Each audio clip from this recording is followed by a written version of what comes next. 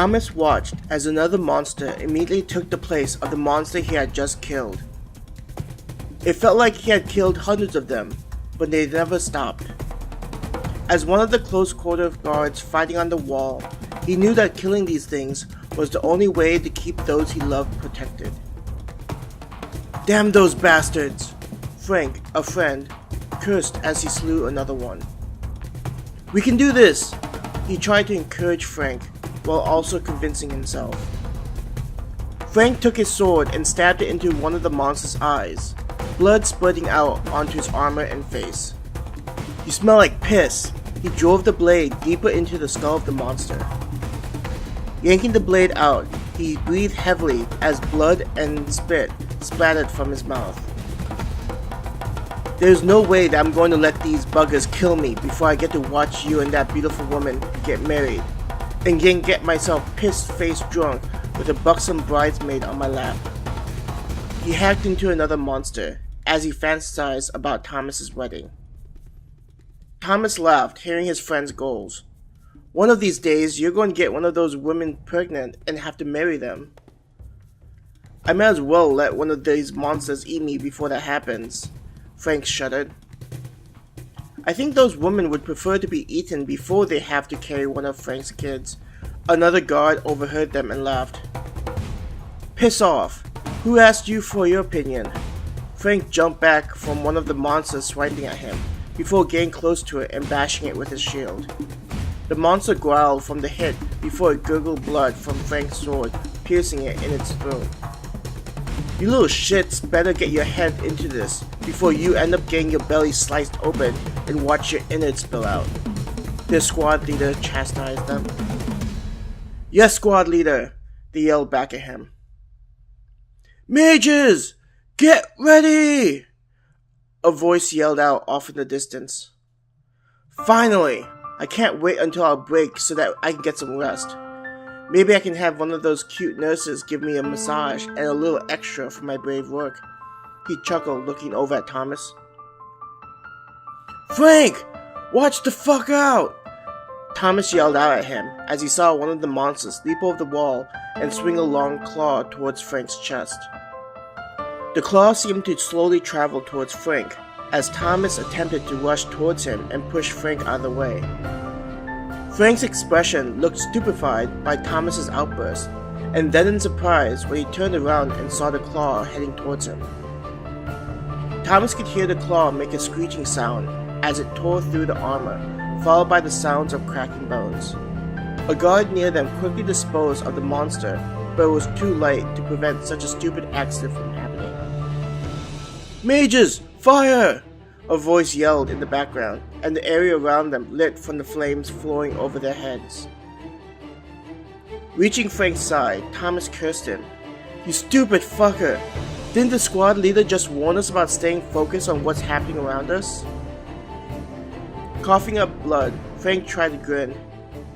"Looks like I'm not going to get to have fun with those beautiful bridesmaids." Looking up at Thomas, he said, "I know that I'm not the type that looks serious. I started to spend time with Erica, and was hoping to ask you if you'd be okay if I asked your sister out." He coughed some more, looking in a lot of pain. "When did this happen, you fool?" Thomas tried to laugh at this information he was hearing, as he partially understood what was happening. Frank tried to chuckle but ended up making gurgling noises. "I know, right? Your sister's way out of my league, but she makes me happy and dream about maybe having a..." Before Frank was able to finish his sentence, it was like his body relaxed. One moment he was laughing and telling Thomas about a dream of his, and the next Frank was in Thomas's arm, completely lifeless. As Thomas was just sitting there holding Frank and covered in his blood, he could hear a distant shouting. He could faintly recognize flashes of light and mages falling down. The river of fire that was over his head started to fizzle out. "Come on! We need to go and tell my sister the good news. I know that she'll be happy to be with you. You'd always ask me to find out if you're interested in her. The two of you should come to my wedding, together, as a couple." It's going to be a great time. I can't believe that Ashley agreed to marry me. I'm pretty lucky. Thomas kept talking while holding his closest friend's dead body. Tears fell down, the sorrow contrasting the chaos around him. A large shadow loomed behind him, uncaring of his loss and the pain he felt.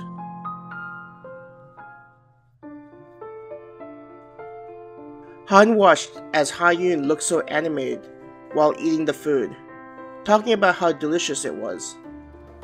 If he hadn't seen the expression she had on before, he would have never guessed that something was going on with her. This chicken is so tender and juicy. I wish I learned how to cook like this. My lack of culinary skills always made me jealous of those women who are able to prepare delicious foods for their loved ones. I doubt a guy would want to try the burnt food I produce. She laughed, cutting another portion of chicken. As she chuckled at her own joke, he tried to smile and pretend that things were okay.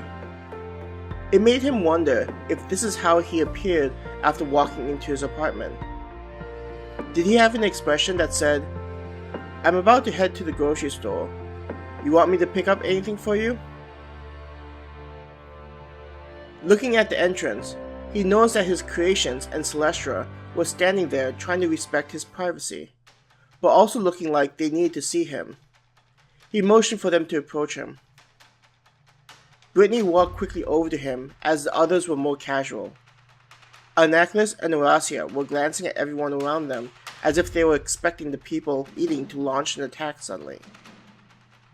"Master, the guards on the wall have failed in keeping the monsters out. It will be only a matter of time before the city is overrun.